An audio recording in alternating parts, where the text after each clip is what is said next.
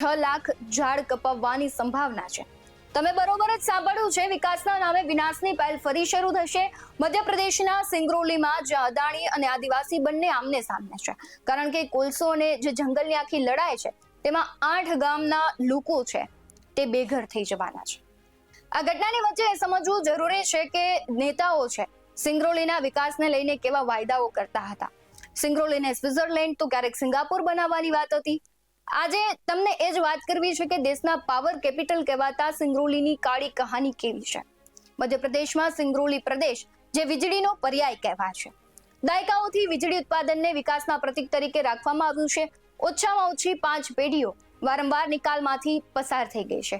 કોઈ ખાતરી નથી કે આ ચક્ર ક્યારે સમાપ્ત થશે, કારણ કે વીજળીના આડમાં જે વિકાસના નામે વિનાશ થઈ રહ્યો છે તેને લઈને અનેક પેઢીઓ છે તે ક્યાંક ને ક્યાંક દુઃખ સહન કરે છે। તેમને એ આખો વિસ્તાર છોડીને જવું પડી રહ્યું છે। એનસીએલે સિંગરૌલીના કોલસાનું ઉત્પાદન વધારવા માટે એક માસ્ટર પ્લાન તો તૈયાર કર્યો, જેમાં સિંગરૌલીના મુખ્ય ભાગોને હટાવીને કોલસાની ખાણકામની તૈયારીઓ ચાલી રહી છે। આ યોજના હેઠળ સિંગરૌલીના લગભગ 1 લાખ લોકોને વિસ્થાપિત કરવામાં આવશે। આ યોજના 2023 સુધીમાં પૂર્ણ થવાની સંભાવનાઓ પણ છે। આ સાથે મોરવા શહેર ભૂસાઈ જશે। મધ્યપ્રદેશનું એક શહેર જે ઇતિહાસ બની જશે અને હરસુદની જેમ હવે સિંગરૌલી છે એ જિલ્લાના મોરવામાં પણ સૌથી મોટું વિસ્થાપન થશે। આશરે 20,000 થી વધુ મકાન શહેરમાંથી જે તોડી નાખવામાં આવશે, કારણ કે અહીં કોલસાનો મોટો ભંડાર બન્યો છે। તેને લઈને એનસીએલ એટલે કે નોર્ધન કોલ ફિલ્ડ્સ લિમિટેડ એક એવો માસ્ટર પ્લાન બનાવ્યો છે કે આ પ્લાન હેઠળ કોલસા ઉત્પાદન વધારવા માટે મોરવાને હટાવવામાં આવશે। આ વિસ્થાપન 2032 સુધીમાં પૂર્ણ થવાની ધારણાઓ પણ છે। તેમાં એનસીએલનું મુખ્યાલય અને રહેણાંક વસાહત છે તેનો સમાવેશ થાય છે। કંપની આગામી 10 વર્ષમાં કોલસાનું ઉત્પાદન શરૂ કરવા માંગે છે અને આ પ્લાનને કોલ ઇન્ડિયાના બોર્ડ તરફથી પણ મંજૂરી મળી ગઈ છે। તેથી મોરવાને હવે કોઈ રાહત મળવાની આશા નથી। સિંગરૌલી કોલફિલ્ડ 2202 ચોરસ કિલોમીટરમાં ફેલાયું છે અને મુહરસબ બેસીન 312 કિલોમીટરમાં ફેલાયું છે, જ્યારે સિંગરૌલી મુખ્ય બેસીન 1890 ચોરસ કિલોમીટરમાં ફેલાયું છે। અત્યાર સુધીમાં માત્ર મુહેર પેટા બેસીનમાં જ કોલસાનું ખાણકામ થઈ રહ્યું છે, પરંતુ માસ્ટર પ્લાનમાં સમગ્ર કોલસા ક્ષેત્રોમાં ખાણકામની તૈયારી છે। આ માટે વોર્ડ નંબર 3, 4, 5, 6, 7, 8 અને 9 અને 10 કુલ 1485 હેક્ટર જે જમીન છે તેને સંપાદિત કરવામાં આવશે, જેના કારણે 20,000 મકાનો તોડી પાડવામાં આવશે। તો મોરવાના વિસ્થાપિતોને વળતરમાં આપવામાં આવશે તે 35,000 કરોડ રૂપિયા સુધી હોઈ શકે। હવે તે જોવાનું રહેશે કે રહેતા પરિવારોને કઈ જગ્યાએ વસાવવામાં આવશે। વિસ્થાપિત થનાર લોકો સાથે કોલ ઇન્ડિયા વાત કરી તેનું પ્લાનિંગ કરી રહી છે।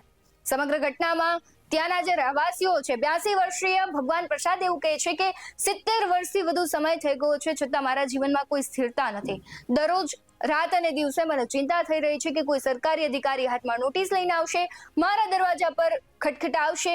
પ્રસાદ એકલા નથી, આવા અનેક લોકો છે કે જે પોતાના આખા ભવિષ્યને લઈને સતત ચિંતામાં રહે છે।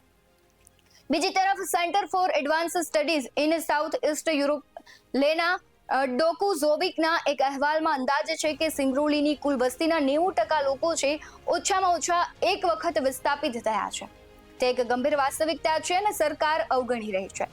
સિંગરૌલી જિલ્લો છે તે ઉત્તર મધ્ય ભારતના એક દૂરના ખૂણામાં આવેલો છે, જે મધ્યપ્રદેશ અને ઉત્તર પ્રદેશની સરહદ પર ફેલાયો છે। 2008માં જ જિલ્લો જાહેર કરાયો। તે અગાઉ સીધીનો તહેસીલ હતો। લગભગ 1800 ચોરસ કિલોમીટરમાં ફેલાયેલો અને લગભગ 400 ગામડાઓનો સમાવેશ કરતો આ પ્રદેશ દક્ષિણ એશિયાના સૌથી મોટા કોલસા ભંડારમાંનો એકની ટોચ પર આવેલો છે। આ કોલસાએ એક ઔદ્યોગિક કેન્દ્ર બનાવ્યું છે, જેમાં રાષ્ટ્રીય થર્મલ પાવર કોર્પોરેશન અથવા એનટીપીસી, ઉત્તરી કોલફિલ્ડ્સ અને કોલ ઇન્ડિયા જેવા સરકારી માલિકીના દિગ્ગજો, Reliance power, JP power ventures, Hindalco, Mahan aluminium, શાસન અલ્ટ્રા મેગા પાવર પ્રોજેક્ટ અને લેન્કો દ્વારા સંચાલિત ખાનગી ક્ષેત્રના મેગા પ્રોજેક્ટનો સમાવેશ થાય છે, પરંતુ તેની કિંમત લોકો, જમીન અને જંગલો દ્વારા ચૂકવવામાં આવી છે।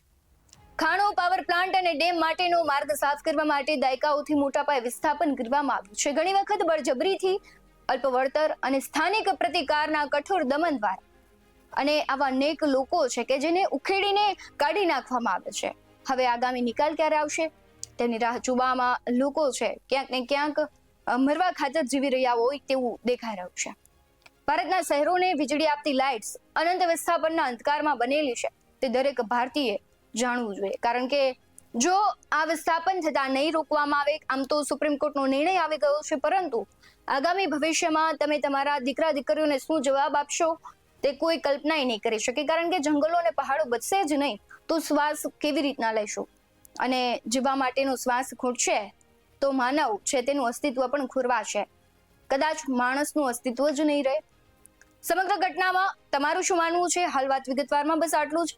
કમેન્ટ બોક્સમાં જરૂરથી જણાવજો કે તમારો મંતવ્ય શું છે, જે પ્રમાણે જંગલનું નિકંદન થઈ રહ્યું છે, પહાડો છે તેને એ રેન્જમાં સમાવેશ કરવામાં નથી આવતા, એટલે ક્યાંક ને ક્યાંક પર્યાવરણીય મોટું નુકસાન થવાનું છે। જે પણ તમારું માનવું હોય કમેન્ટ બોક્સમાં જરૂરથી જણાવજો। બાકી આવા જ વધુ અહેવાલો સાથે ફરી મળતા રહીશું। તમે અમારી યુટ્યુબ ચેનલને સબસ્ક્રાઇબ કરવાનું, અમને ફેસબુક અને ઇન્સ્ટાગ્રામ પર ફોલો કરવાનું ભૂલશો નહીં।